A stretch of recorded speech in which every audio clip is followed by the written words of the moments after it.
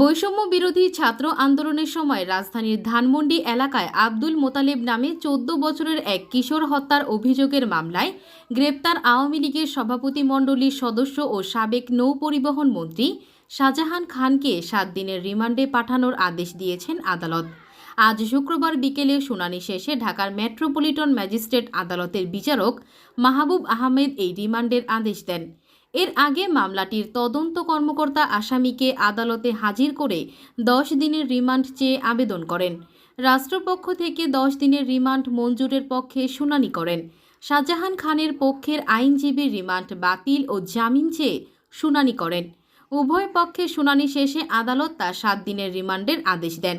গত ৫ই সেপ্টেম্বর বৃহস্পতিবার দিবাগত মধ্যরাতে ধানমন্ডির একটি বাসা থেকে শাহজাহান খানকে গ্রেপ্তার করে ঢাকা মহানগর গোয়েন্দা পুলিশ। হত্যাকাণ্ডের ঘটনায় ভিকটিমের বাবা আব্দুল মতিন, সাবেক প্রধানমন্ত্রী শেখ হাসিনা সহ ১৭৬ জনের নাম উল্লেখ করে ধানমন্ডি থানায় মামলাটি দায়ের করেন।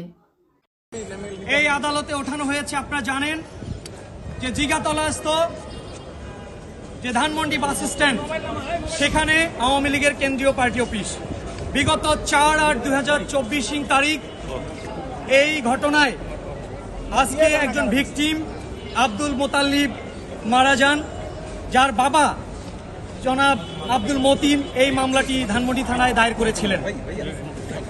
আজকে এই শাহজাহান খানের বিরুদ্ধে ১৪ দলের যে বৈঠক হয়েছিল, ছাত্র জনতা কোটা সংস্কার আন্দোলনকে প্রতিহতের যে ঘোষণা দিয়েছিল, এই শাহজাহান খান একজন অন্যতম এই মামলার ২৩ নং জাহান্নামী আসামি। এই আসামির বিরুদ্ধে আজকের ঘটনায় সুস্পষ্ট অভিযোগ। সেখানে শর্টগান ব্যবহার হয়েছে, বেআইনি অস্ত্র ব্যবহার হয়েছে, গুলি ব্যবহৃত হয়েছে, ব্যাপক পরিমাণ টিয়ার শেলের ব্যবহার হয়েছে। এই শাহজাহান খান যখন ছাত্র কোটা বিরোধী আন্দোলন যে চলছিল, শান্তিপূর্ণ আন্দোলন, সেখানে তিনি আজকে ১৪ দলের সাথে একসাথে একাত্মতা প্রকাশ করে পূর্বের তার যে কালো অধ্যায়, বিভিন্নভাবে যে এই বাংলাদেশে বিভিন্ন অপতৎপরা সৃষ্টির যে কৌশল, সেটি উনি বিগত ৪/৮/২০২৪ তারিখে ছাত্র জনতার উপর প্রয়োগ করার কারণেই এই আব্দুল মোতালিব কিন্তু ঘটনাস্থলে গুলিবিদ্ধ হয়ে মৃত্যুবরণ করেন। বিজ্ঞ আদালতে আজকে ঘটনার পরিষ্কার তথ্য দিয়ে এই আসামির বিরুদ্ধে ১০ দিনের প্রসিকিউশন পক্ষ রিমান্ড আবেদন দাখিল করেন। পরবর্তীতে আমরা রাষ্ট্রপক্ষে আইনজীবীরা সহায়তা করি এবং বিজ্ঞ আদালত ঘটনা শুনে, এই যেহেতু আব্দুল মোতালিব মারা গিয়েছেন ঘটনাস্থলে, এর কারণে এই আসামির বিরুদ্ধে বিজ্ঞ আদালত সন্তুষ্ট হয়ে ৭ দিনের রিমান্ড মঞ্জুর করেন।